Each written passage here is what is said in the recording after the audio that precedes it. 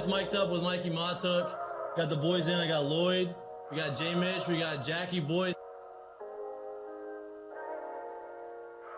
He tried to jump up and he might have knocked it in. Good time. Let's go. What a start to the Monday. I mean, I'm from Lafayette. My boys will come in, say Oh, God. So me and Joe on the ground. I got Joe in the headlock. And he's sitting there. Helmet. He's punching me in the stomach, like steady punching me. Here, and as everyone's sitting around, who here thinks Ovchinko can practice today after having 5 full beers? And he goes, Chad Jones, right? Chad's been with the team 6 minutes. for 7 minutes, right? Chad's like, no, man, I don't think Ovchinko can practice today. And I was like, I look back, I'm like, Jesus Christ, dude. I fucking saw you there. You were more fucked up than me. Be on the spirit plane had some issues. I think she was sleep farting. You heard her or you just thought it was her? I sat right next to her. I smelled. Whoa. What was that? Time to start the show.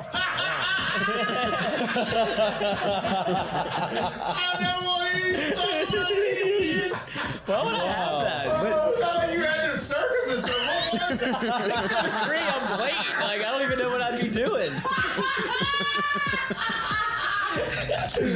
Now, when you do go to spring training, are you going to bring your chinchilla and your turtle? My dad tell you about it? The SEC is, God, they hate fat people. I mean, I get crushed for that. You know what I mean? And it's like, come on, man. Hey, just the South, bro. You got a bunch of food down here. Like they're They're all fatter than I am. Players, look at Lloyd. You know what, Lloyd? You're looking for a recruiting coordinator, coach. I'm here. Yeah.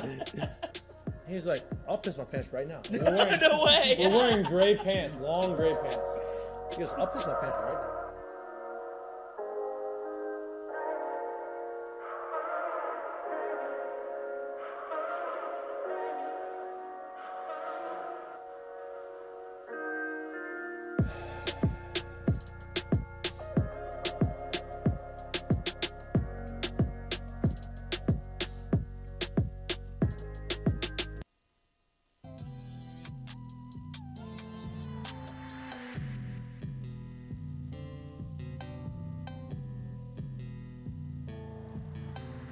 Hello.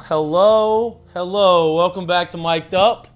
Today is Wednesday, June 14th. We are 2 days away from Omaha. The team, the guys, the boys, the squad are in Omaha. They flew in there this morning.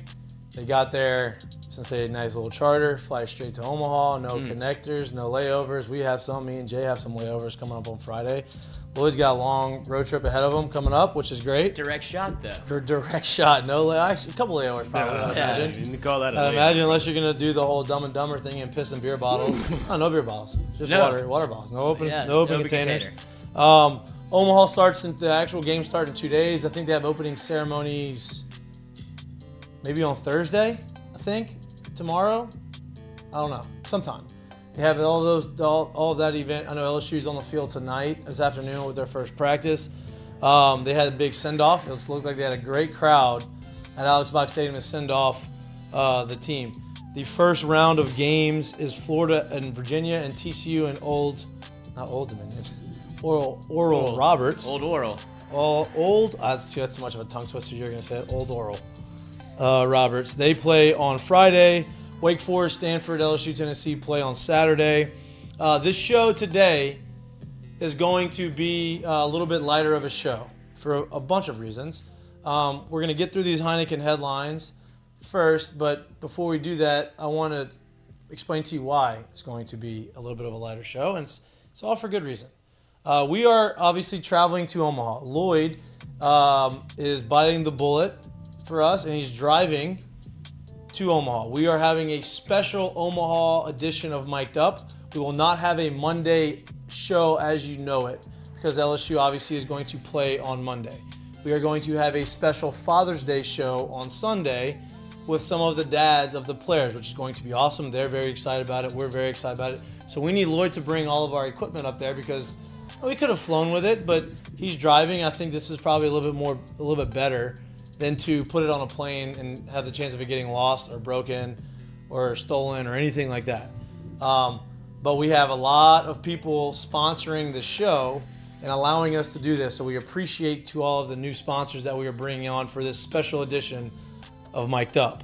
But back to our Heineken headlines. We're going to continue to talk more about it throughout the show, but I wanted to give that announcement first and foremost before we get started, because this is something that we're really excited about. It's come together really quick. Obviously, hard to plan ahead of time. If you don't know, they're going to go to Omaha until Sunday. So we are doing it. Today is Wednesday. It's also Ask Mikie and Mitch Day. Today is going to be a majority of Ask Mikie and Mitch. Like I said, it's going to be a shorter show. We're going to preview a little bit of the game.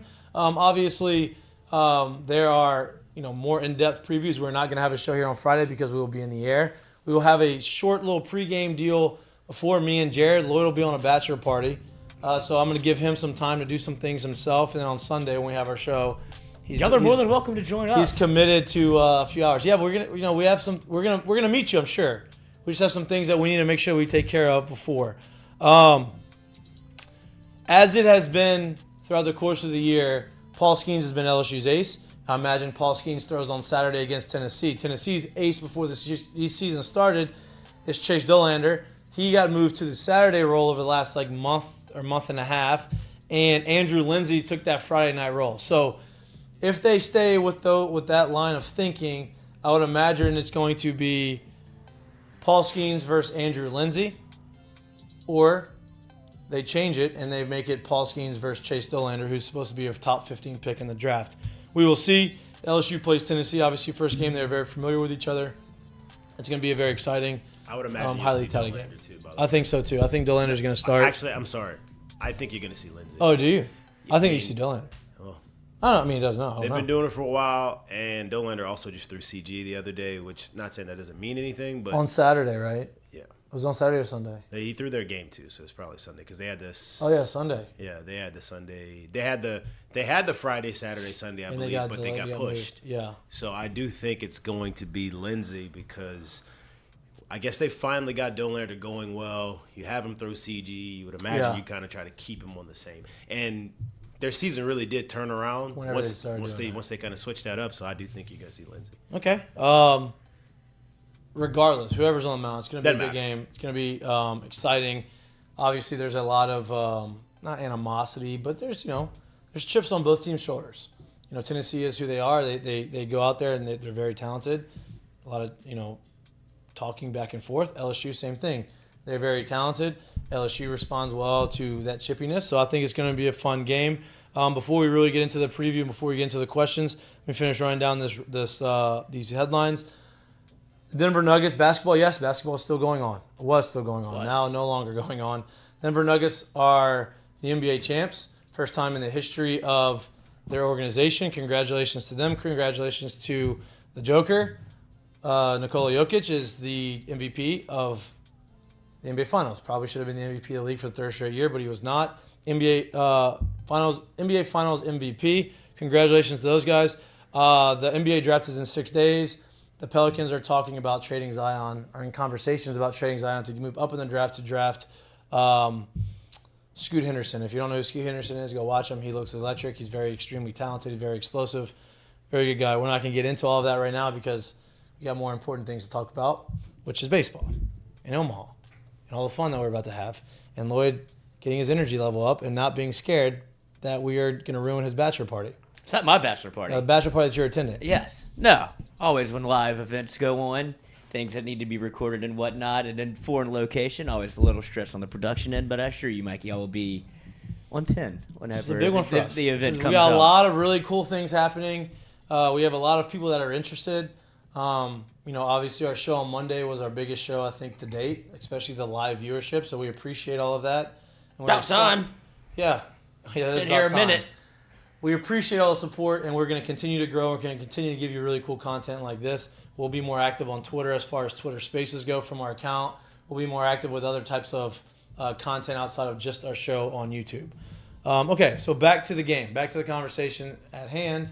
Before we get to our game, LSU's game on Saturday, Florida plays Virginia first, and then TCU is playing Oral Roberts. Is Oral Roberts going to keep that magic? Also, before we get in there, I do want to give a congratulations to our friend and co-host Jared Mitchell. He picked all 8 teams to make it to Omaha. That's very impressive. Yeah, don't congratulate me for shit because I should put have nothing on it. You should have put it in a parlay. I put nothing on it. What an idiot. And you say it was plus 3,000. Honestly, if you put that before the Supers, I think you would have gotten more than that. I think it would have been plus. I think that's probably at least plus 10,000 to get all of them right because Oral Roberts was a 4 seed. Yeah. Remember that. I know. Trust me. I'm aware. Not very happy about it. But you have the. Now everybody knows. You know, at least you still get that. Come to me for all your betting You content. got to be right. Yeah, as long as you don't bet on it. Jack's learning that. Jack was very good at making bets and winning. Until he had to click the button. Until he had to put money on it. And now, I lost this money. And you put a little more thought into That's it. the way it works. Anybody can win a bet when it's in the pocket. Hey, like I legit, don't get me wrong. I thought about these bets, right? But I promise you, it took me all of 2 minutes and 60 seconds. That's so the best way let's to go ahead, gamble. 3 minutes right there. Yeah, that's the best way. Yeah. You go with your gut. Usually, that's what you do on tests, too. If you don't know, just, hey, this is what I think it is. And then by the time you go back and change your answer, you usually get it wrong. You usually think yourself out of the right Absolutely. answer. And that was me in econ the entire time I was in college. Oh, man, once you get cooked by econ. I could have convinced myself that all 4 answers were always right. Well, then they give you an econ like it could be A and C. Yeah, A pick and all B. that apply. Right. What you A, mean B, all but that not applies? C. Yeah, Like, all of them. Just let me pick one answer and stop making them all the same and just changing. Because by the time I get to question 75 on the final, it all looks like it's saying the same. Nah, stuff. the ones that used to get me were the ones where it's click the one that applies the most. Yeah, right. Bro, what you mean, bro? So they all apply. I but can which find a one's way the to make most? almost all of these Yep, apply. What exactly. are you talking about? Exactly. But back to the conversation. Oral Roberts plays TCU. Florida plays Virginia on Friday. Florida obviously is playing really good baseball right now. They're Sneaky, hot. too. Virginia, look, they won a tough battle with Duke. Virginia is a national seed. Yeah. I would imagine Florida coming out of that game. I'm going to take Florida out of that game, right? But the real question is Oral Roberts going to keep that magic going? Are they going to keep beating teams and keep moving on and, making a run at this thing as a 4 seed? What do you think? 4 seed. There's a guy on the team that has a 47-game hitting streak.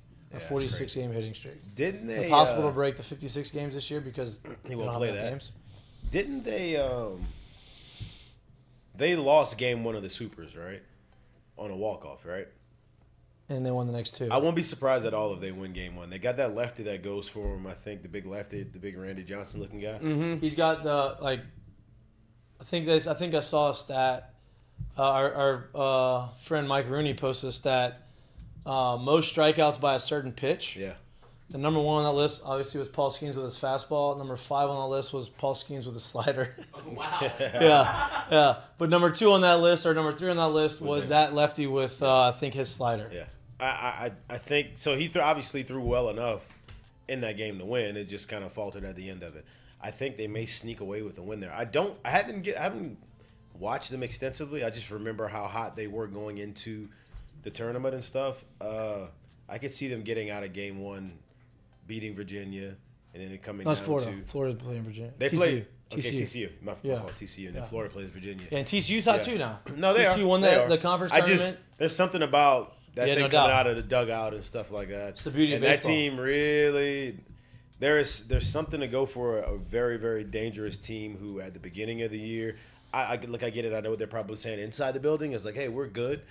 At the beginning of the year, they didn't belong in this Right. situation, right? Something dangerous about a team that knows that nobody saw them anywhere near this spot right now. Well, here's another one. Every single time, bro. Like, my family just doesn't think that I'm on the show at the same time every day. I don't understand. But you went through it in 08. You had that long winning streak. Yeah. Right, in 2008. Oral Roberts, I believe, has won 27 of the last 28 games. Yeah. Or maybe No, 20. they were 20 21 in a row, so it's probably like 21 in a row. They lost that first game, so it's 23 out of 24, 24 out of 25 games, whatever it was. Which, like you said, they are extremely hot, and it's a very dangerous to play against a team that is going with that. It's going through that momentum. We got some mic issues going on, and we got some chomping. We have a lot of stuff happening. around. A lot of different noises. You're eating snacks. Yeah, that's good. And he turned his mic off, which is good. So now I'm the only one talking, which is okay, right? But it's something to be dangerous to be said about a team who is playing that type of baseball, especially when they're not supposed to technically be there, quote unquote. Toast. Hell yeah. Yeah, do the work. I mean, we're just gonna have to take it off in about an hour, so. But yeah, so that I think I would. Damn it! I would imagine that Oral Roberts has a good shot because of their ace. That's the beauty of baseball. If you have a guy on the mound that is very dominant, and you can win any game that guy's pitching, that makes baseball extremely, extremely dangerous because that guy controls so much of the game. Same thing. What? I was gonna say, how many 4 seeds have won? I would say Fresno State and Fresno Coastal? State won the whole thing as a 4 seed, right? Going into a regional that year. Is that how that was in 08? Yeah, they won their tournament and got in, stayed hot throughout the entire time, and that was obviously a monumental upset. Nobody expected them to win it. I don't know if Oral Roberts is on that level, but it feels like that they were type a 4 of school. seed, so like they go. So let's say they make that run. I believe who else? They came out with those. Is it Coastal? Were they a No, 4 I don't seed? think Coastal was a 4 seed. I think Coastal was a 2 seed. Stony Brook was a 4 that made that Stony run. Brook was the other one. There was. I knew someone would be LSU. Stony Brook was a 4 seed. Yeah. That was a tough one. That's a tough one to Came swallow. through here and yeah. Yeah, still a tough one to swallow there. Stony Brook was the team that they got the victory lap, like in Alex Box. You remember that? Like the fans asked them to circle the field, and they were like, Yeah, I guess. That's I when don't know, everybody that was my thought. first year out. I probably I was so already mad at the they crib lost. at that point. Yeah. All my former teammates that I played with were still playing, and they were, I was not happy. Not happy. I almost went back for that. Almost went back to that season. I think that maybe would have made a difference, but I did not go back. Oh, you'd have been livid. I was playing well. If I'd have gone back to for my senior year, and we lost in the supers to Stony Brook, I'd been pissed. Yeah. I don't think they're making that lap. I'd have been pissed. No. But then you move on to Saturday, right? Wake Forest plays Stanford, right? So you have Wake Forest as the number 1 overall seed. Everybody is nervous about Wake Forest, right? And they should. I get it. They have the best pitching staff in the country. They have an extremely hot offense. They absolutely boat raced Alabama that last game, 22-5. I'm not saying they are not good. I think they are very good. They're elite. They deserve to be the number 1 overall seed. But I am saying that when you go to a bigger stadium that you're not familiar with, some of these home runs, and that's not just for them. That's Florida. That's LSU. Just all excited the to teams get them out of that stadium. out of their period. comfort of their Yeah. comfortable confines of whatever their stadium is, the Demon Deacon Stadium. I don't know what it's called. Friendly confines. That's what I'm calling. They play well everywhere this year. I think they only got maybe 10 losses on the year. So Yeah. they're obviously, we're not saying they're not a good team. They can't win on the road. Blah blah blah blah. We're not saying that, but I will be very very interested to see what it's like for them to kind of get out of the ACC, away from Wake Forest, and play elsewhere. Yeah, and so they play Stanford. Stanford was a preseason national top five team. They ended up being a national seed. They get out of their super regional against Texas on a very unfortunate play.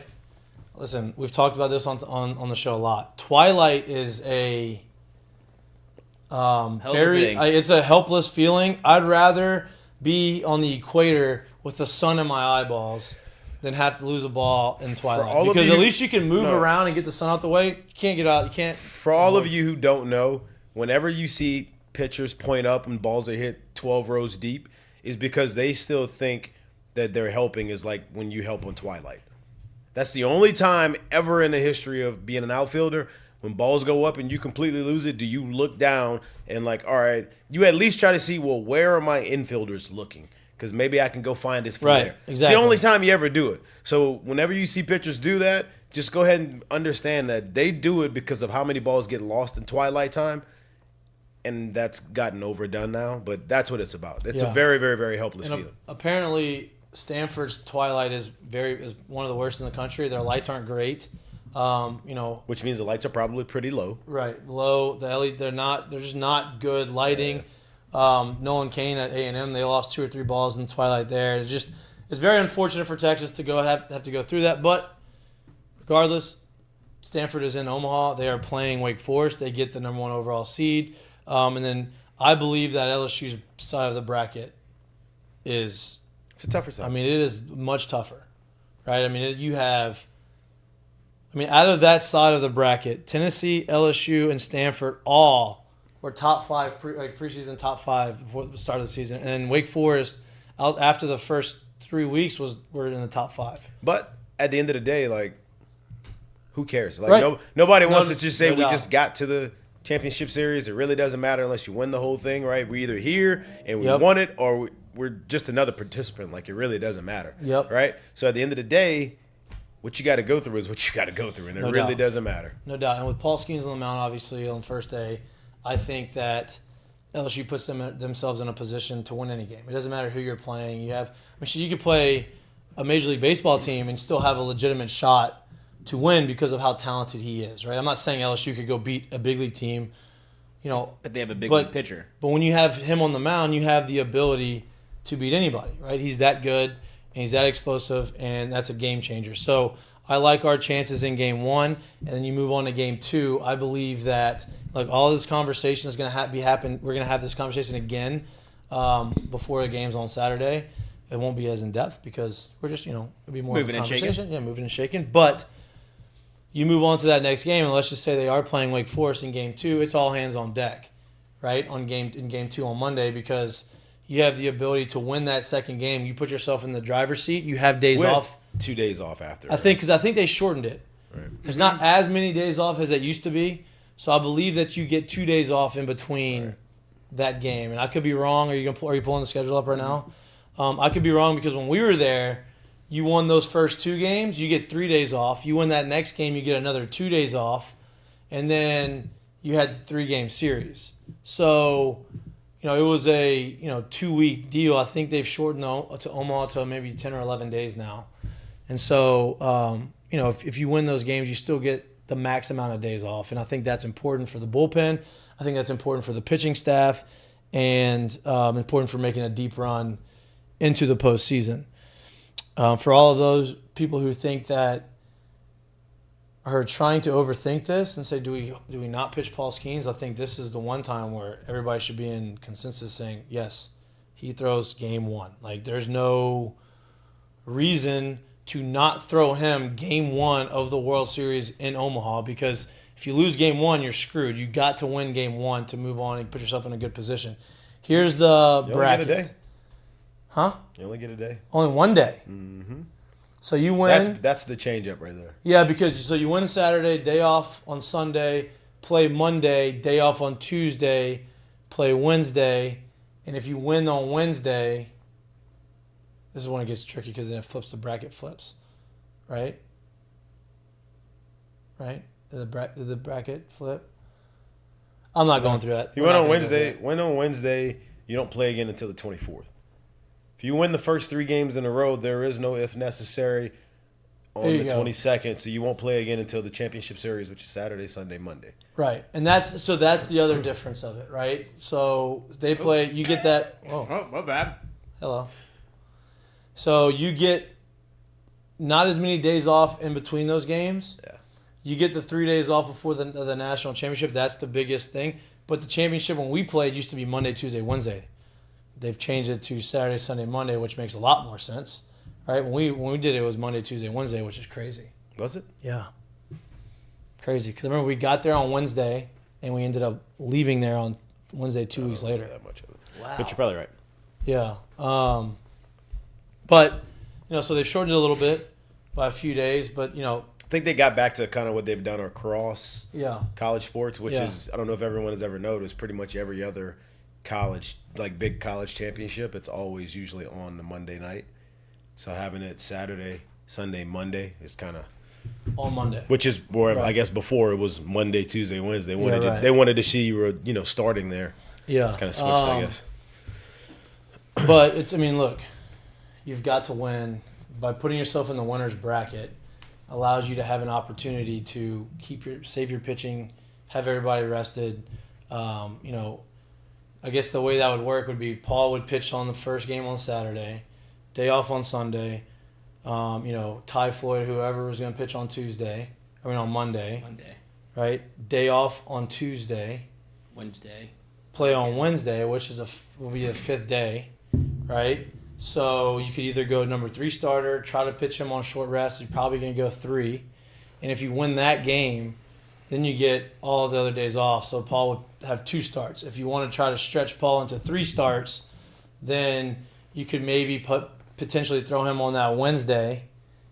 And if you win, or that third game, if you win, you could potentially pinch on like the second or third game of. In short, it looks to be as if the format they kind of it's still the same format, but the days and what they kind of changed it to now doesn't really like before. If you won those first 2 games, you were really in the driver's seat. Right. Because that guy was getting so much time off to get to the championship series. Meaning like he could probably potentially start again and throw again on that third game to get you into the championship series and potentially see him again at the back end of the championship series before. So the way they've condensed it doesn't allow a team to kind of, do that with a guy like Stanford. I would imagine he's got the rubber arm, right? Like that's what it seems like if he throws 156 pitches. So a guy like him can't keep coming back and throwing because if you win those first 2 because they give you so much time in between games. Well, you're gonna have to rely on. You have to show your depth. Yeah, like you have to play. You're basically gonna have to play those first 3 wins, first 4 games, as if you were going through a weekend series or right. And that, to me, in my mind, still doesn't change the fact that you go all hands on deck to win game 2, either. If you win game 1, well, yeah, obviously, if you're in 0-1 situation, yeah. If you're in 1-0, you treat it as if you're in an 0-1 situation. Right, so I mean, I think that game is the driver's seat game. You go and you win that second game. Yeah, even if you lose that third one, you get put into the loser's bracket, but it's not going to be as hard to come out of the loser's bracket as opposed to if you lost that first game. It's interesting, man. I say all hands on deck. I agree with that, but I still think there's some reservation to it a little bit in a sense of where you are in the game and what's going on. And yeah, of course. Right. Of course. So, I think as long as you are tied, maybe a rundown, maybe even obviously leading, all hands on deck. I think if it's 4 runs or less, all hands on deck. I think if you're kind of blowing their doors off, okay, if you're getting your doors blown off, which I don't think is going to happen, then that's another thing. If it is an all hands on deck situation, does that change? Do you think they go back to the Ty Floyd, Thatcher Hurd back to back? I mean, maybe, but they didn't do it in game 2 of the Supers. That's what I thought. I really thought they were going to, and they did. And they went with Ty to Riley Cooper to Gavin Guidry. They only threw 3 guys in that game, which is crazy, right? But they did, and it worked out. And, D1 Baseball actually had their podcast today, a preview of Omaha, and they came out and they had a stat. Over the last 12 or so games, LSU's bullpen ERA is 3.8. Dude, I do think what we've seen over the last 2 weekends, and obviously they were able to clean sweep the last 2 weekends, but I think what we've seen over the last 2 weekends is you're going to get Paul Skeens, you're going to get Ty Floyd. As to if it's Riley Cooper, if it's Gavin Guidry, if it's Thatcher Hurd, that is going to be matchup based, it seems like, right? Because you got Guidry in a situation that was, as soon as we saw him warming up, we thought to ourselves like, man, that's kind of early for him. And he came out even early, but that's because we didn't understand or know when that decision was made that Thatcher was going to be backing him up in that situation if there was someone else coming in. So I'm imagining those are the top 3 arms you can go ahead and expect to see out of the pen unless the game's out of hand, right? One way or the other. And those are the guys they're going to lean on the most in this situation. Agreed. Now, obviously, the offense is going to be – they're going to have to go out there and score runs. I think that, they're very well equipped to do that. I'm not worried about them scoring runs. I know people are like, oh, if they can't hit the home runs, is that going to be an issue? I'm like, well, they're going to be able to hit the home runs. There may not be as many, but I don't think that's going to be the way the lineup's structured and the way the guys swing the bat. Like, the home runs they hit are home runs. Like, they're not getting many like cheapies out there, but they're still driving the ball in the gap. Like, they hit balls hard. So like, even those balls that maybe not be homers or doubles, like they're extra base hits. They're gonna get guys on. They get on base a lot. Walk, get hit by pitch. So they're gonna have a lot of pressure on the offense. On the opposing defense.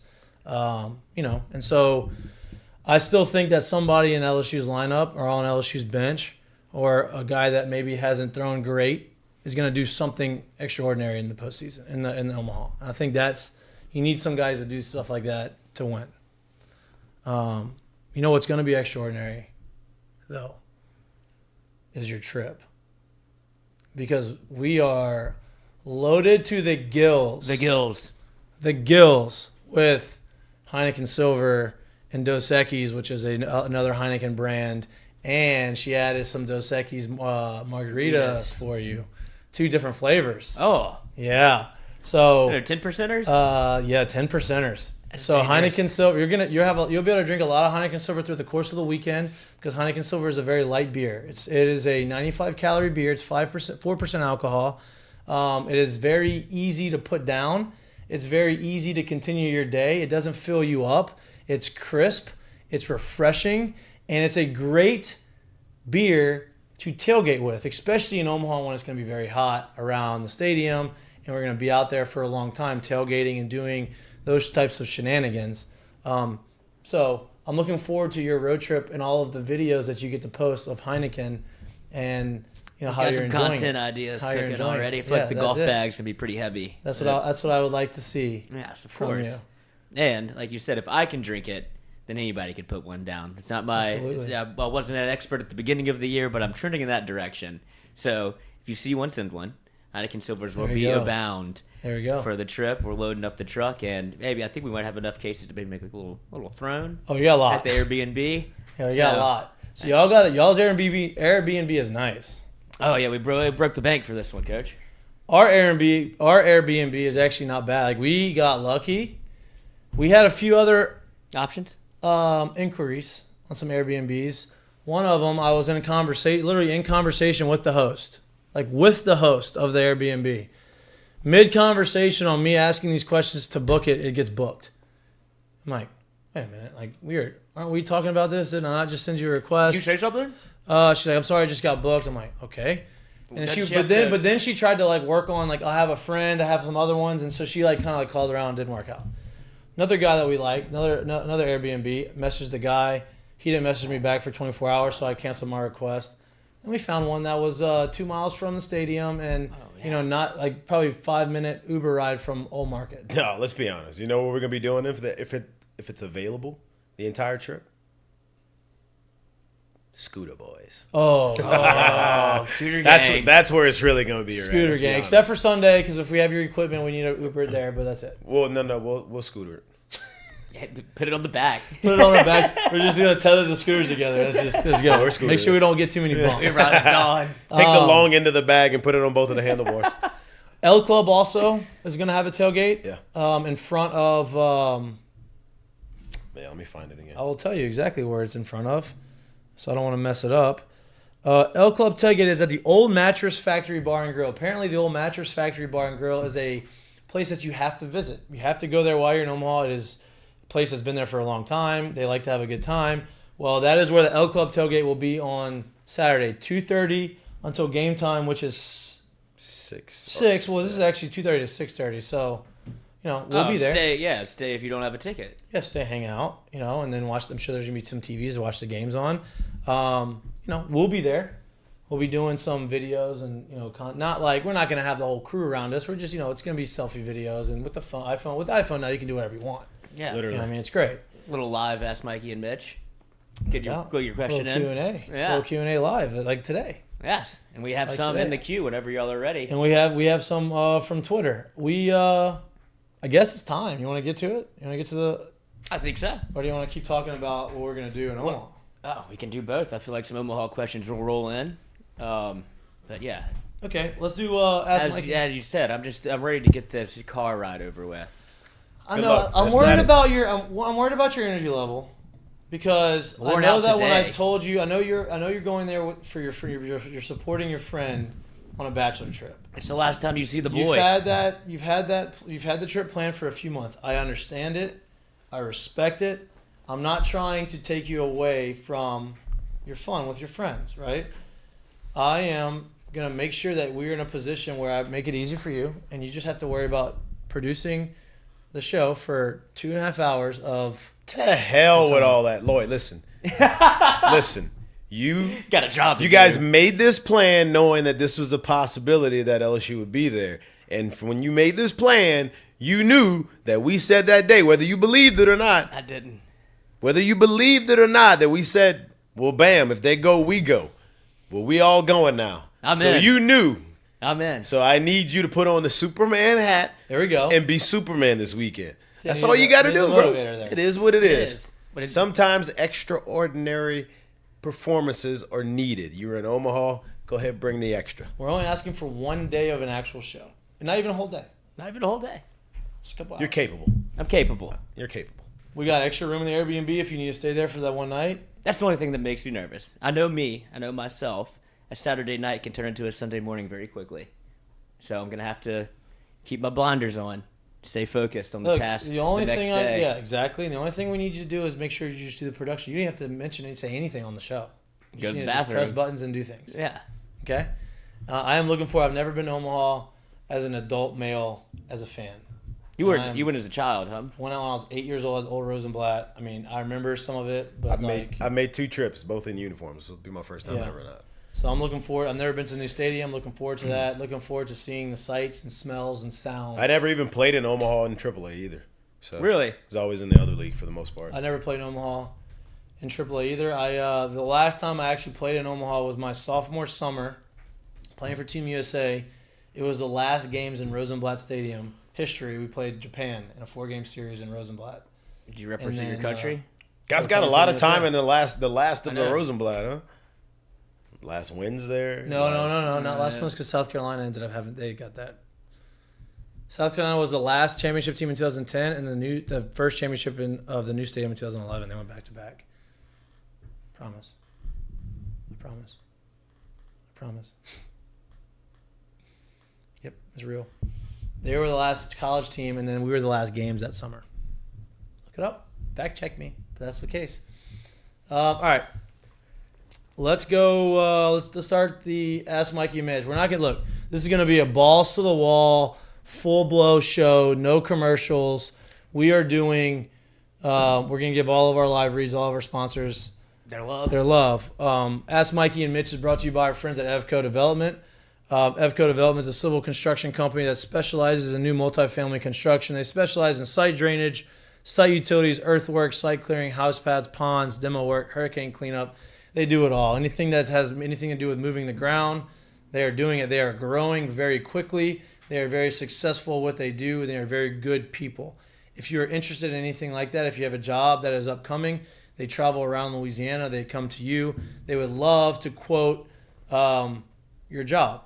If you have any interest, call them at 337-534-4675. Again, that number is 337-534-4675. And if you see us and you see the big group that is going to be there partying for their bachelor party, and you say, oh, you know what, I actually thought about doing this, you could even talk to Tyler today. He's going to be there In the flesh. in the flesh. He might even dig you a hole. Maybe so. He'll show you how it works. Show off his skills. Show you how it works. All right. Ask Mikie Mitch, brought to you by FK. Let's go for it. Let's start it. All right. First one up. Let me go to the queue. Boom, boom. I'm also pretty jacked up today with my energy level because The man's Yeah, been wheeling and dealing over there. we had a lot of really cool things happen off air on the back end of the show. A lot of really cool things for the future of the show for this tailgate. So good Check- energy. even I have a checklist. Whoa. Watch out. So, but That shit like That could empty be as hell. anything. That shit like empty as hell. You got this is the grocery list. Like, it could literally be anything. I saw a fly come out of there when you took it out. I didn't see nothing on that. That could have paper. been from 2 years ago. get the beer. Snacks. Okay, gas is Gas, going to cost yeah. this much. That was your budget. Can I still book a flight?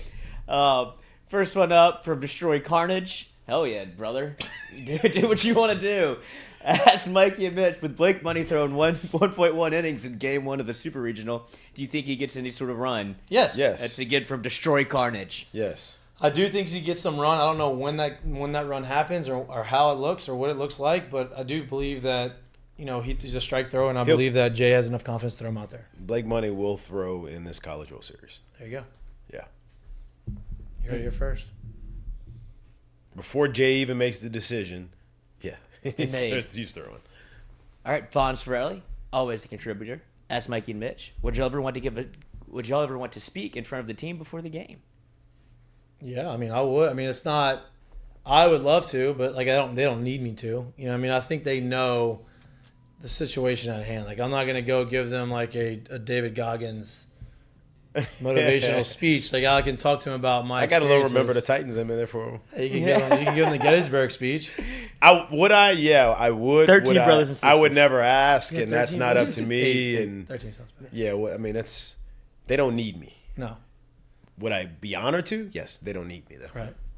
Y'all would give a hell of a speech, I would imagine. I mean, y'all are they're part of the last team to win in Omaha and win the whole thing, so it wouldn't be shocking, especially with the relationship you've cultivated with Jay, if y'all got in there.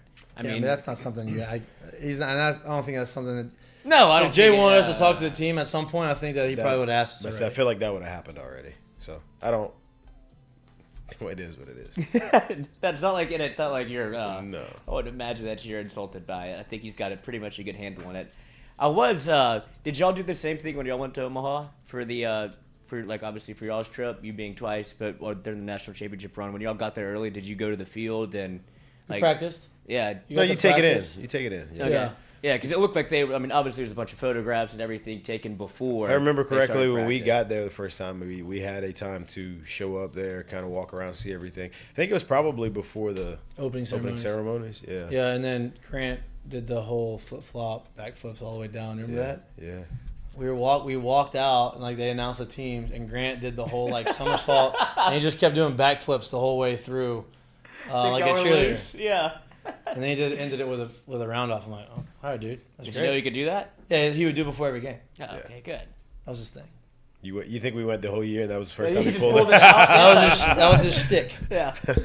I mean, we have a lot of oohs and ahs. James Bond, Mr. Bond, ask M&M, give us your first round bracket picks for the CWS, which I feel like you already did. And if you're wondering, don't go chalk, like a certain other, some media outlets around the world did. What do they do? D1 Baseball just won every one. You'd have to name who did it. I didn't know who you were talking about. What did they do? They just picked every highest seed remaining. Put him in. I mean, sure, you can do it. You can go that way. What are the matchups again? Give me the matchups. So you got Florida and Virginia. Florida against Virginia. I'm going to take Florida. All right, and you got TCU at Oral Roberts. I'm going to take Oral. There you go. I like that. Ride with them. I'm on the lefty. You have LSU, Tennessee. Wake and Stanford. I'm going to take LSU in a banger of a game. Okay, love that. And you got Wake and Tennessee. That I mean, Wake and no, Stanford. yeah, Wake and Stanford. I'm going to take Wake. All right, that's first round picks. That would be the first round picks. Yeah. The way the bracket's set up, there is a chance for a 2017 rematch between LSU and Florida in the finals. Mm-hmm. That's the way it's set up. Which, that'd be a lot. There'd be a lot of storylines there. Yeah. All right, next. Next one up. It's a question we have pondered around. Obviously, this is in lieu of the college, the Omaha tournament and the NCAA tournament. But, ask Mikie and Mitch, chances Gaines pitches in the big leagues enter MLB playoffs this year. You want me to answer it first? You want? Go ahead. If the team that he is getting drafted for, which I think the only team in contention for the playoffs out of the top three are the Pirates right now, which is the number one overall pick. It goes Pirates, it goes Nationals, and then the Tigers. And National Tigers aren't in position. The Pirates, if he gets drafted by the Pirates and they are in position, I believe that he is going to pitch in the big leagues in September to get them to the playoffs. And if he is pitching in the playoff in September, he will be pitching in the playoffs. If he is not drafted by a team that is in contention for the playoffs, I believe he will not pitch at all in pro ball this year. Ditto. Same thing. Because by the end of the World Series, he's probably going to have close to 120, 130 innings pitched. Right. Maybe more than that. And so that's probably the most he's ever pitched in his career. They're not going to stretch him. That's why he would pitch out the bullpen, short innings. But if there's no contention, there's no reason for him to go out there and throw. And that's the biggest part about it. He's ready. As he said, like, that opportunity for that to be a thing is so rare because the spot doesn't like the spots are set already. It's not like the football draft where you're moving and sliding until the end of the season, right? Spots are set already. So with that being said, like it's very, very, very rare that you see teams picking at the top in contention at the end of the year. The last time this happened was in 17 or 18, and the pick with Crochet from the White Sox. And that pick was a top 10 or top 15 pick. Something like that. I don't know exactly. But it wasn't a top 5 pick. You get what I'm saying? Right. And they just happened to get a lefty out of the pen throwing 100 miles an hour that had some command and that pitched in big situations in college. So it's very, very rare. Obviously, Paul's ability has a ton to do with it and his talent. But getting one of those teams in the playoffs it's very hard for it to happen. So, Yeah. Ask Eminem. Have you ever had the bubble guts before or during a game? ooh, you really want the answer to that? Hey. I got a great one. This is real life. Gotta time the coffee. This wasn't Tuesday even. was, This was Polar pre-coffee Bear me, said that. man. This is. I don't know what happened, bro. Double A. Woo-wee. You play enough baseball, it'll happen eventually. Worst part about it is when you don't time it right, you got the baby powder, and you got to go back. Then it's really Oh bad God, situation. they dropping a bomb. Baby powder guy, huh? Oh, it had to be a baby powder. You want a baby powder guy? No. Baby powder got me chafed, dude. It wasn't for me. No, coach. No, sir. Baby, I was a big baby powder guy. No. Never experienced it. No. I don't have those tree trunks though. No, I don't have. Yes, it did happen. I did pull myself mid-game. I think I was 1 for 1. Coach, I couldn't Well, move. everybody in the dugout was like, look at this guy, just stat padding Could himself. not move. And it just so happened to be, this was the same game that I actually saw. So this was when Javi Baez was still like on the upcome, right? And he was Double A still with the Cubs at the time. And this man was hitting balls out of the park like just all over the place, right? This particular day, he did hit a homer. And it was I was playing center. He hit the ball to left center, and it was like one of the ones it's going off the bat. So like I'm already just going through for the first 4 straight. I'm just like, I'm the last one on, last one off the field. My stomach is literally sweating doing, bullets. jumping that's what I was jacks, about bro. to ask. Like, Jumping jacks, bro. Like I'm literally like I ain't moving unless I absolutely have to. Like that's how bad it was. Like if you dive, you may shit yourself. Coach, sprint. Not dive, just sprint. Like that's where it was at the time. So I'm standing in center, and he hits this ball at left center, which it didn't land like 10 feet over. Like it was like way back. So I didn't move. But when I didn't move, as I'm standing there staring at him, he hits this ball and hits the catcher on his backswing. He turns completely around, puts both hands on our catcher. I'm assuming, I don't remember exactly what he said, but he was like, "Hey, are you okay?" Never looks back to see where the ball was and goes directly into a home run trot. I was like, wow, that was impressive. I knew it. Yeah. Like, this is that. So yeah, that happened that same game. I think I ended up hitting a single or something like that. And I was like, hey, yo. I know. After the 4th, I went back out for another inning, played defense. Last one off him, like, hey, it's over, bro. I'm done. what's that conversation like? Was he like, I get it? Depends, man. You got to build up some equity So what in equity? how you do, man. If you're one of those guys that's pulling yourself out because you got a hangnail, not gonna go over well. Right. If you grind through most stuff and like you ask to come out and they know it's serious. Yeah, there There's you a go. reason. There's a reason. It's one of the only few sports where if you pull, like in football, you could leave and come back. Baseball, once I'm out the game, ain't nothing I can do. Soccer too. Apparently, I just learned that the other day. And on top of that too, I had been it had already had like kind of gone down the bench like, hey, look, I'm just letting you know, this is not good. You gave the guy a heads up. This is not good. This may have to happen. Yeah. I'm just letting you know. So I'm it wasn't battling just there. on the spot while the guy was like, oh, what's going on? That did happen. That wasn't good. All right. Next. Great answer. Wait, what about you? Yeah, you're not gonna skate. I said yeah. I said I've He never tried had to skate on that. Yeah, He he did. tried to skate on I've never come out of the game because of that. I have mid game going in there when I came in between innings, which was pretty dicey. I had to go in there. What a timing. I had to make sure that we Get had the a little third we had a little out. inning. It wasn't like quick inning. Are you just listening against the wall? Or are you just like trying to judge crowd reaction? No, because it was at home, so I went all the way up into the clubhouse. Probably had the radio or even the. I had our actual- clubby in there. I was like, Okay, hey, there can you you go. just yell at me if they like give me updates on the outs? And so I was good. It's a tough spot because sometimes when you're forced in that position to speed it up, sometimes it Well, slows usually down. when it's emergency, just pretty quick. So Yeah, that's when we go to the next one, man. God. Ask him it up.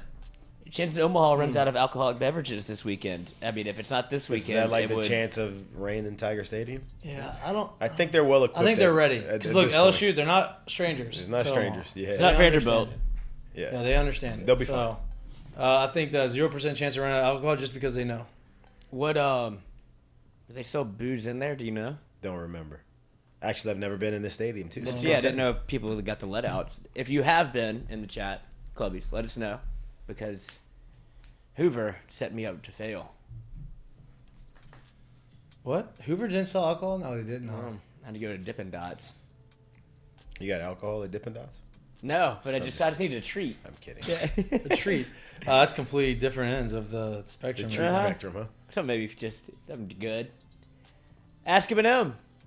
If you could go back in time, what would be one thing you would tell yourself to work on sports wise? To work on or work in? If I could go back in time, what would be one thing you would tell yourself to work I got on in sports? I would have, from the moment I stepped on campus, instead of, if you will, shying away from using the machine, I would have been stubborn as hell and said, hey, bro, either you're going to figure this machine out or you're just never going to figure it out, period. I stayed away from the machine as much as I could in college, stayed away from the machine early on in pro ball, and then at one point I was just like, hey, bro, let's just figure it out. Yeah. Man, whether that means we break 6 bats today, whether that means you come back with no knuckles today, sooner or later we're going to figure out this thing. Yep. And I did. And honestly, it made me a better hitter, too. I would agree with that. I would probably say more so than the physical part of it, right? Like I would talk myself on the mental side of it and basically be like, hey, look, like it's just not going to be very easy all the time. But if you do these things and you allow yourself to just progress, things are going to work itself out. Don't try to move too quick. Like don't try to get to your sophomore year when your freshman year is still going on. Don't try to get drafted when your junior year is still going on. Don't worry about getting the AA when you're still in high A. Don't worry about those types of things. Worry about where you're at, and the other things will happen. I think that's what I would tell myself. Yeah. I've thought about this before, obviously. Yeah, That's a good one. Well, And as for the machine thing, if I go back to it really quick too, because there is I know a lot of people like think it's just ball in and ball out. There's a legit science to feeder and how you are reading stuff on the other end of it. And for the longest, I was just up there just trying to swing and hit, and as opposed to trying to figure out how to really time this thing out and use it. So that's something I would have 100% done a lot earlier. good advice, everybody. There you go. I would have gotten taller, and stronger, and better. I don't know if that works. Calf implants. Calf implants. I would break my legs, make them longer, get some rods in there. You and You Forrest and Gump? I. Yeah. I don't know. There's a new surgery they can add like 4 inches, I think, to your height. You get they break your legs and put in metal Yeah, it's rods. not- I It's can't a good imagine spot to that's be. probably good for playing sports. Hey, just on the men for a little bit. Just do it when I you're don't like 16. I don't know. No, I would never do that. Okay. Ask Mikie Mitch. Do draft eligible sophomores Grant Taylor and Paxton Kling? Well, Paxton Kling's a freshman. One of them's draft eligible. The other Grant one's not. Taylor go to the draft if the season is over. The Grant Taylor thing's interesting to me. Very interesting. Very, very interesting. Depends on, for Grant, I guess it really just depends on how high people are on him. Right. I know he had an unbelievable Cape last year.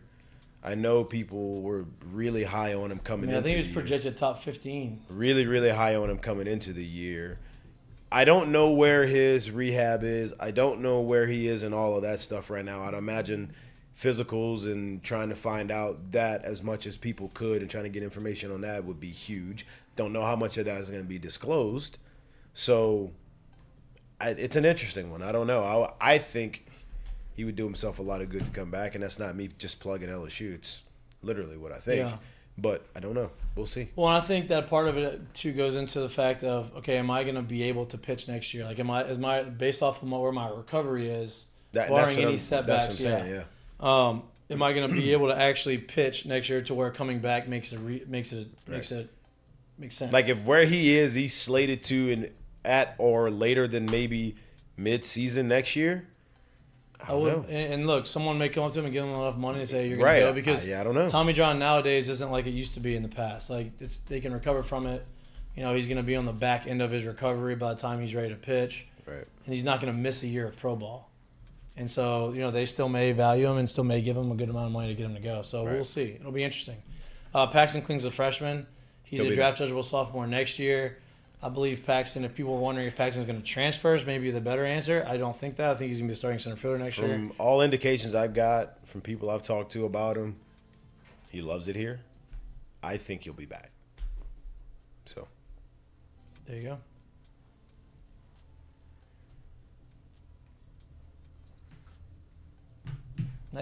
Next.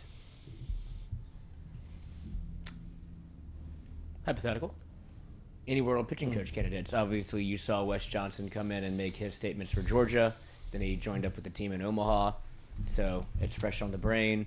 I don't think that. I mean, I don't know who the candidates are. I think that's the last thing Jay's worried about right now because of where they're at in Omaha. But the one thing I'm not worried about is Jay going out there and getting a very, very, very good pitching coach. He's done that. This will be the third pitching coach he's gotten. Both of them have gone on to head coaching jobs. So obviously he understands how to get talent. He brings it here.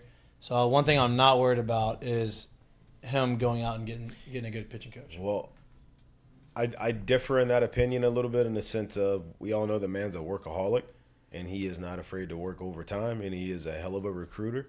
So I wouldn't be shocked at all if he is worked extensively on it right now. I just don't think any of it's going to come out until the season's over with. Next one up. Ask him. With $100 million going to the PMAC, when will the Bucs get a share of money, and does Jay need to win a title first? Wouldn't be shocked if you saw something going on next year. Yeah, I think this offseason. Winning does a lot for you, so I wouldn't be shocked. Winning does a lot, and they don't necessarily need the school to do it. Just gonna say that. Yep. You didn't realize you didn't think you were gonna get a short answer for you. No, there, I really thought y'all would help me out there a little bit, but it's probably something that I should look into for the future. You think? Yeah, weekend's coming up fast. Oh yeah, okay. You're gonna use that as your vendetta. That one moment of all the things, that's gonna be the one you hold a grudge on. Ask Mikie Mitch.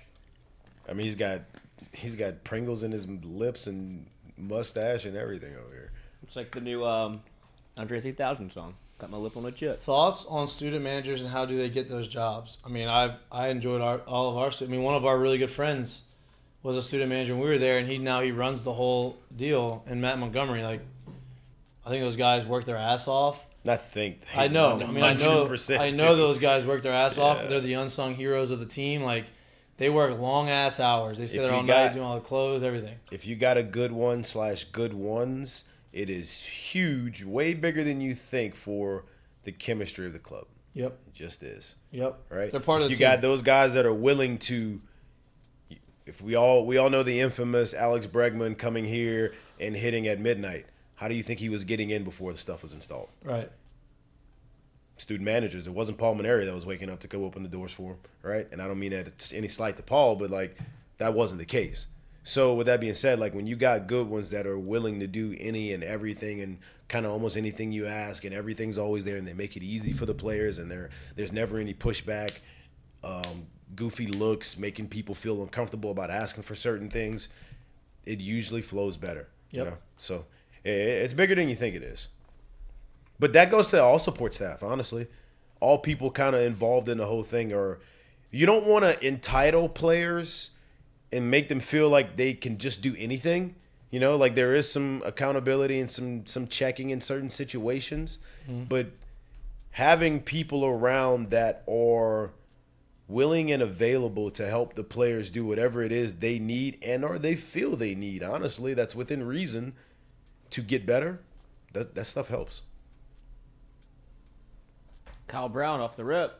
Ask Mikie Mitch. Over under 8.5 home runs for LSU in the College World Series. The entire World Series. And obviously that's predicated on how many games they play. Right. 8.5 is a big number. It is.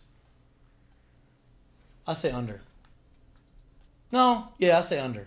I don't. That doesn't mean I don't think they're gonna score runs, but 8.5's a lot.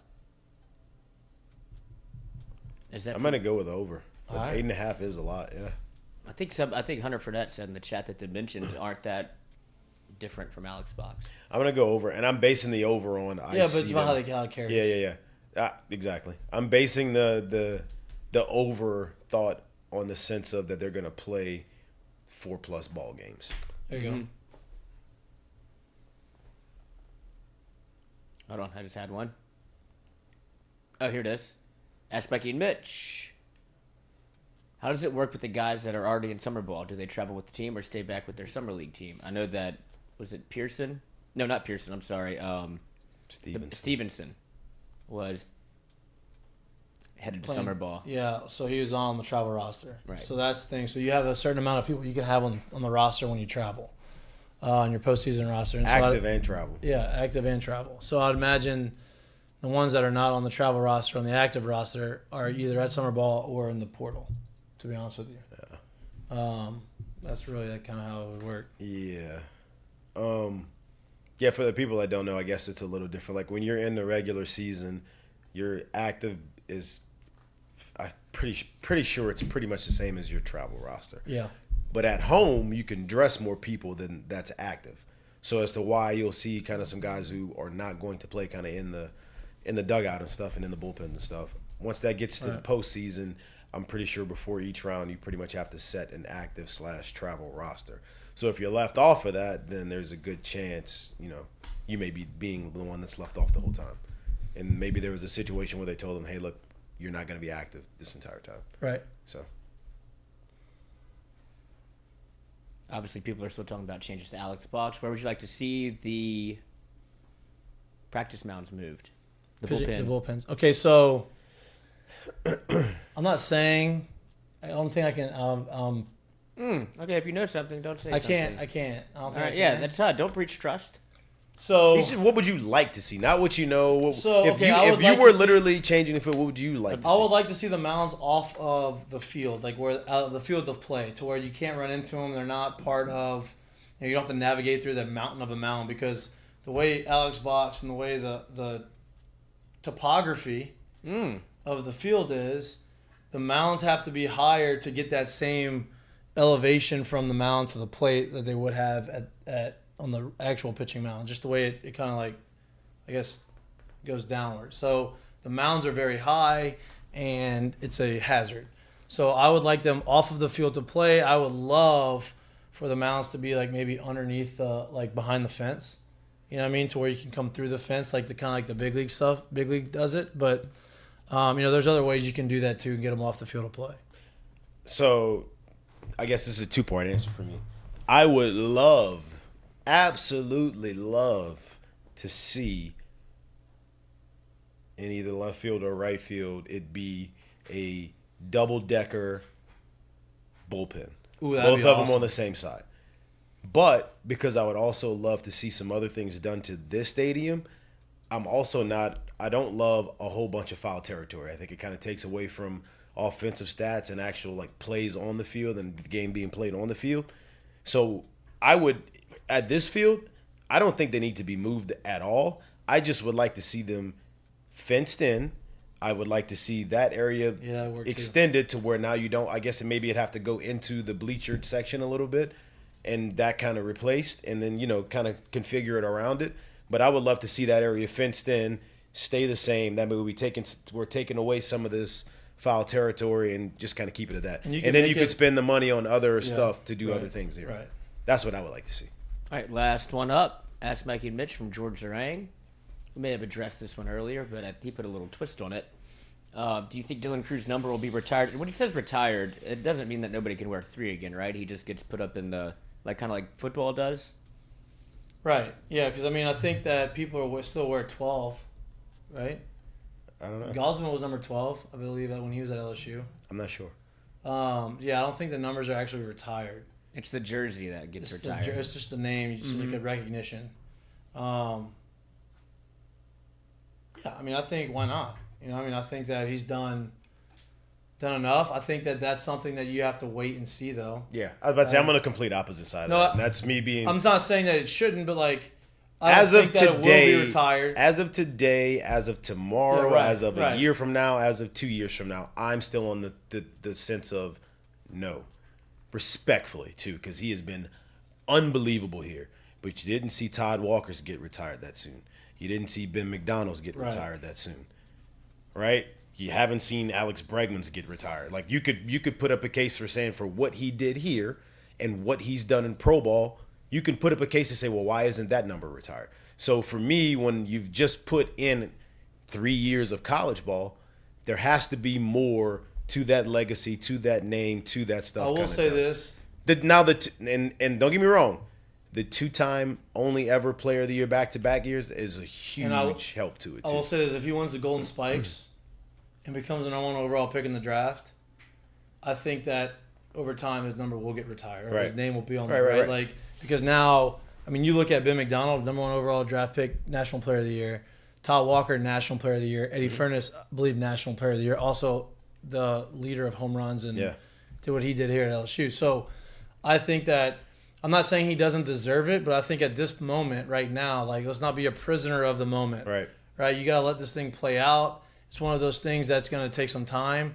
But if he goes out there and he does win the Golden Spikes, let's say they win the national championship. They don't necessarily have to win the national championship, and he goes 1 overall, and he goes makes a career. Yeah. No doubt. I think that's the perfect word for it too, honestly. Prisoner of the moment. Yeah. And the reason why I'm saying that is because I can bring up another name where while he was here, and I'm not sitting here saying, oh, you looked at him and said he was by far the best player on the field and whatever, every time he went out there. But if that's the case, then we should be looking at Antoine Duplantis' number being retired too, right? That's not been in the conversation. Right. So there's a lot more that has to happen. Yeah. And I salute every single thing that he's done from on the field, off the field, the way he's carried himself on and off the field. Everything he's done has been absolute first class, and he's been above the bar when it comes to play on the field. He's exceeded expectations, which is hard to do But with not the yet. expectations that he had. But not yet. That's all I'm saying. Yep. Last one. Last one. Just while we're on the number talk. Early pick for 8 next year, since we have somebody that may have started the tradition in the building. Well, I don't know if it's a thing anymore moving forward. I don't know. Like, I've heard a couple different things. I haven't heard anything from Jay or anything from any of the players, but, I guess I heard that maybe that there's a chance that they're not like going to keep that tradition alive. I don't know if that's true or not, but I mean that's not my decision. That's their decision, But if it is still alive and they do make a decision on who wears number 8 next year, it would just depend on like who's coming back. You know what I mean? Like who's somebody, and that's not my decision. It's because I don't know. I'm not in the locker room with these guys all the time and know their personalities and know what they, really do behind the scenes. So that would be something that the coaches and the team would have to, talk about. Very good answer, non-answer. And that's it for Ask Mikey and Mitch. I think did you get some off the stuff off of the? Oh, I got some Twitter ones if you like. Yep, them. They're in yep. the document. Yep, Let me scroll to the top. I'm looking at them. You want me to read To them? the bottom. I got them. Okay. Ask Mikey and Mitch. What was y'all's favorite part about Omaha and Chase Gennady from Tigers and the Miners on Twitter? You go first. Favorite part about Omaha and chasing the Natty. Favorite part about Omaha was even more so than playing in the box, even more so than having a feeling like it was a marquee matchup on the weekend in the SEC weekend. My favorite part about playing in Omaha was I felt like I was taking center stage every time we went out there. Didn't matter if it was a daytime start.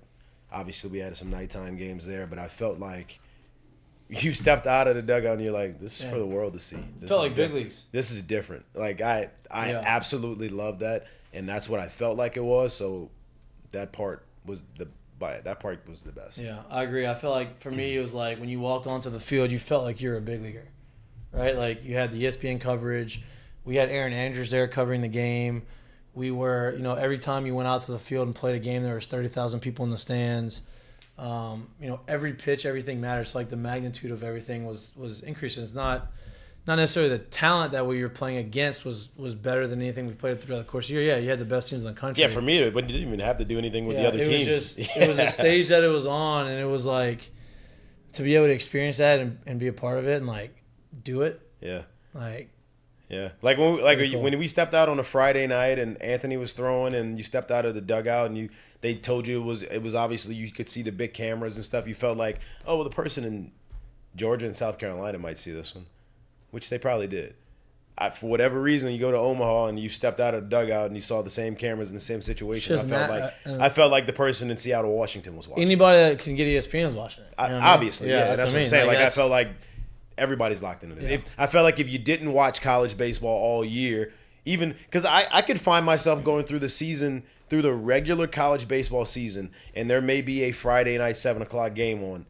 There's a probably good chance I may not watch it.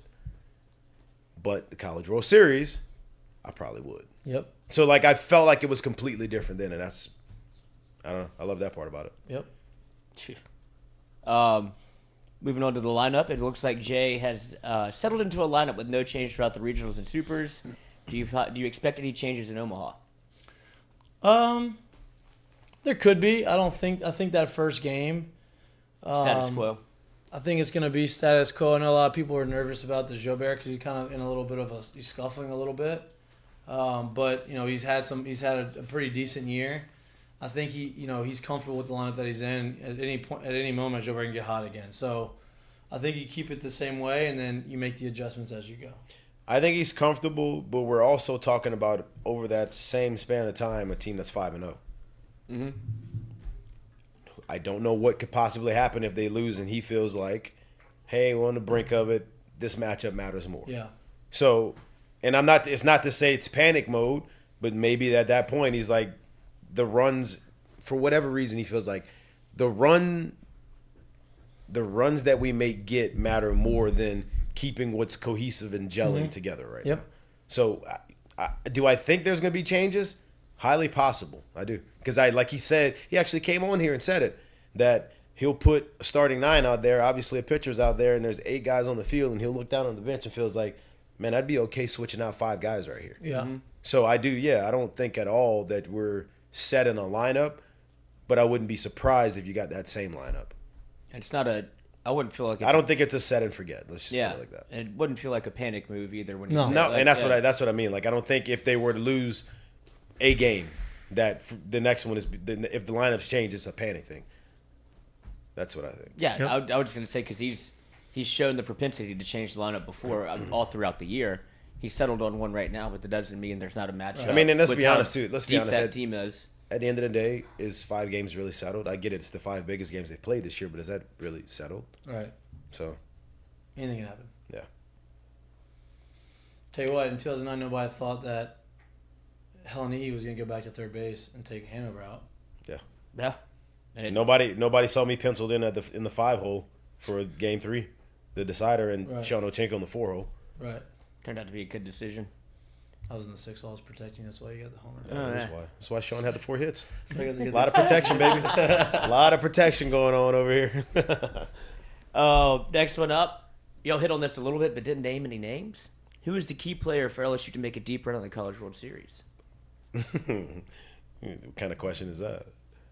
Paul Skeens. There is a potential of 2, maybe 3 times he gets on the mound.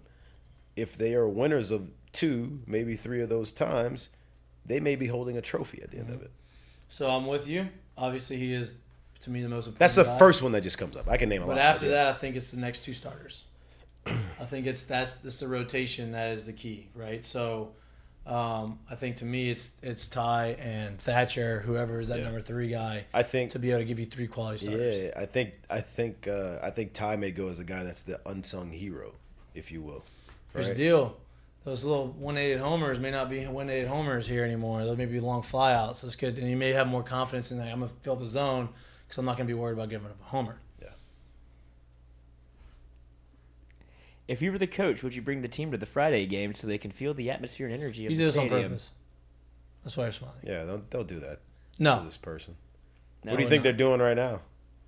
That's as much as the atmosphere as they're going to get besides practice and their actual game. I think the atmosphere. I don't think the atmosphere is going to bother. So here's the misconception for a lot of people about atmosphere and crowd noise and all of these types of things. You kind of mentioned it on Monday when you're at LSU. When you walk out there, that initial we're on the field. The minute you start moving around, you forget how many people are in the stands. Playing Like you baseball. hear it and you feel it, but at some point it becomes just a buzz, a noise, and you don't really It doesn't get to you until a big moment happens and you're like, oh, this is cool. But it's not, to me, the atmosphere. These guys are ready for that. That's just me. And to add to that, I think it's a very arguable, but very favorable statement to say that of the 8 teams who have felt the atmosphere and who have the best bet to be equipped with dealing with the atmosphere, I think it's LSU. No So doubt. I don't think that's gonna happen. I'd actually be upset with Jay if he did it. Yeah. Y'all mentioned tinkering a little bit in the lineup. This is referral to the pitching staff. If Skeens throws games 1, which is very likely, do you throw Thatcher in game 2 because of the way he can maneuver his breaking ball, and he's on the plus side of 96 mile an hour with his 4-seamer, or do you roll with the punches with Floyd? I'm going with Floyd because of what the bullpen is, because of what he talked about over the 12 games, because of what you saw from Riley Cooper the last few times out, because of what you saw from Thatcher the last month plus out. I think they're equipped to have guys that quote-unquote can be piggybackers in this situation and don't mess around and let Ty Floyd go 7, and now you can start one of those guys in the game 3. So I think you go with Ty, and if you have to piggyback him, you go ahead and do it. I agree. I think you do go with Ty. If Jay were to decide to go with Thatcher in game 2, it's not going to be because of the 96 or because of his curveball. It's because he thinks he likes the matchups of that lineup that he is facing with Thatcher as opposed to with Ty, because Ty is on the plus side of 96 as well. And Ty has, maybe not as good of a breaking ball, but he's got some pretty good off-speed stuff. So I do think it's going to be Ty in game 2. I think that, there's going to be, I think he's going to be more comfortable in game 2 as far as, or in the stadium as far as throwing balls over the plate and not feeling like any mistake's going to be a homer. That's just what I think. Now, I could be wrong, and Jay says, hey, Thatcher, you're going to be the guy, but I just don't think it's going to be because of the breaking ball or because he throws 96. I think it's been because just the overall matchup with the lineup. Well, and here's another point too. I really, really, really think that Omaha is the last place you want to kind of be putting guys in unfamiliar situations, if you will. Right. So I would imagine that Ty is so used to throwing after Paul, right? And all year long, you want to talk about different stadium. You want to talk about a little more noise.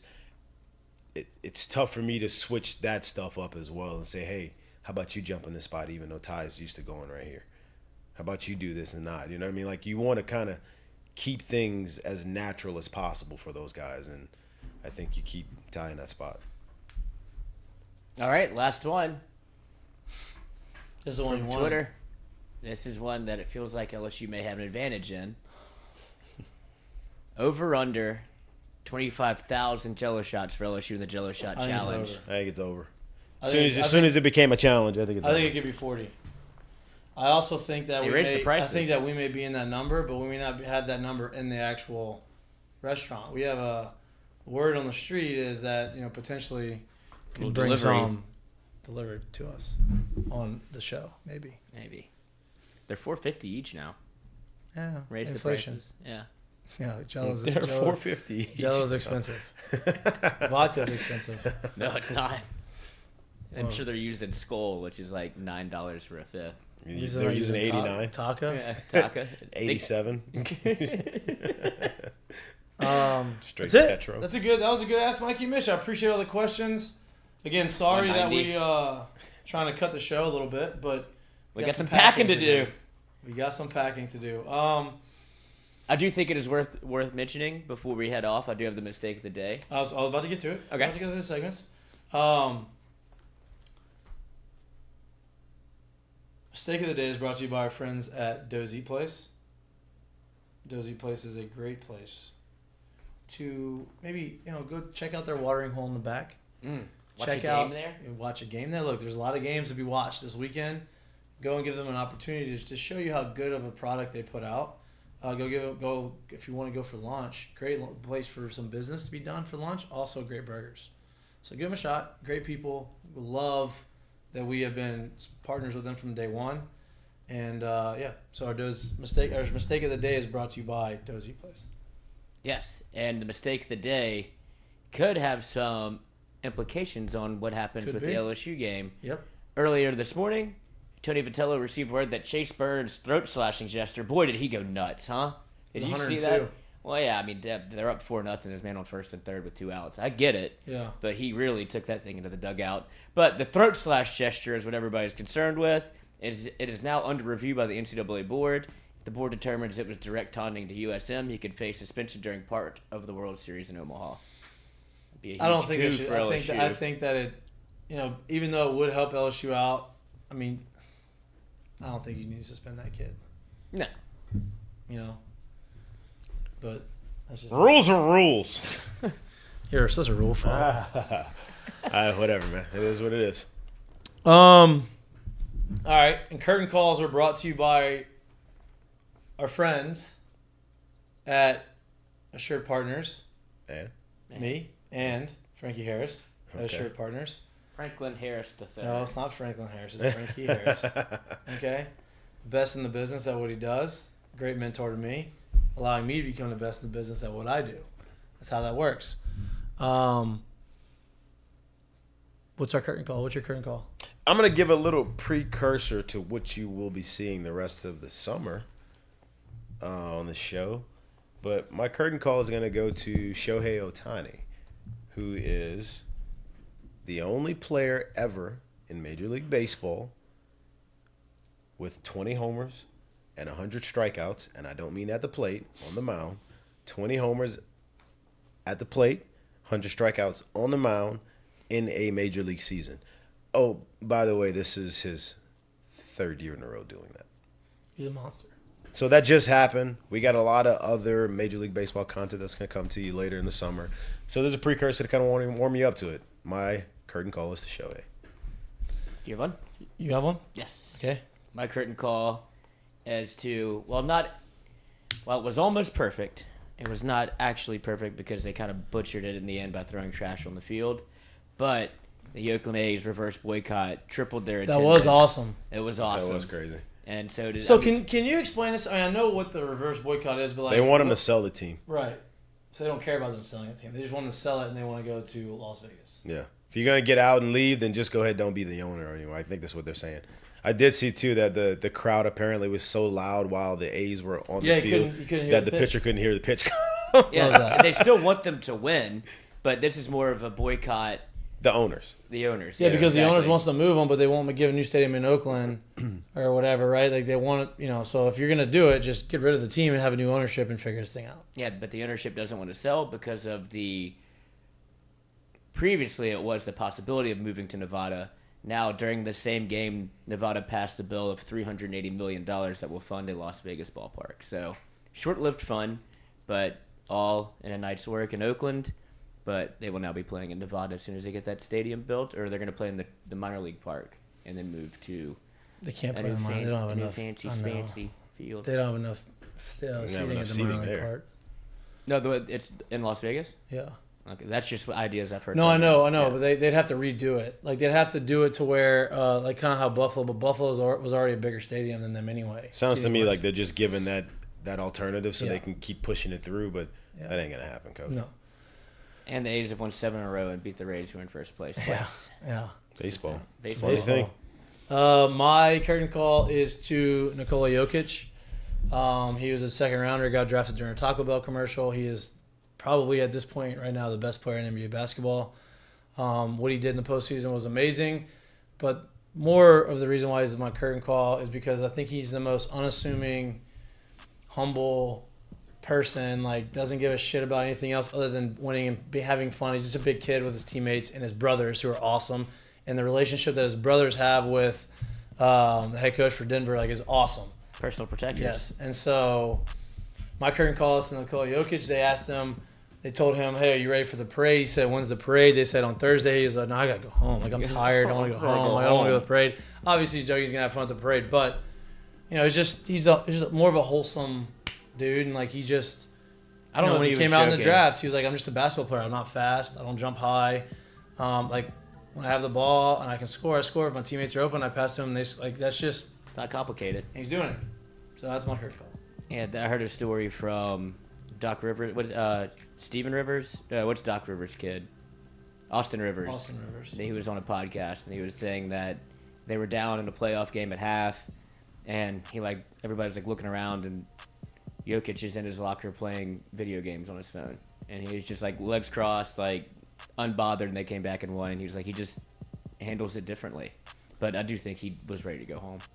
I don't think he wanted to stay for the parade. For sure. I think he just. But he's still gonna have a good time at the parade when he goes. I don't know. His brothers will be on You there see with him him. shake the champagne bottle? Yeah. I mean, it's just he's ready to go. He's done. Curtain call also to Las Vegas. since it just came out. Somewhat of breaking news, but we're not breaking it.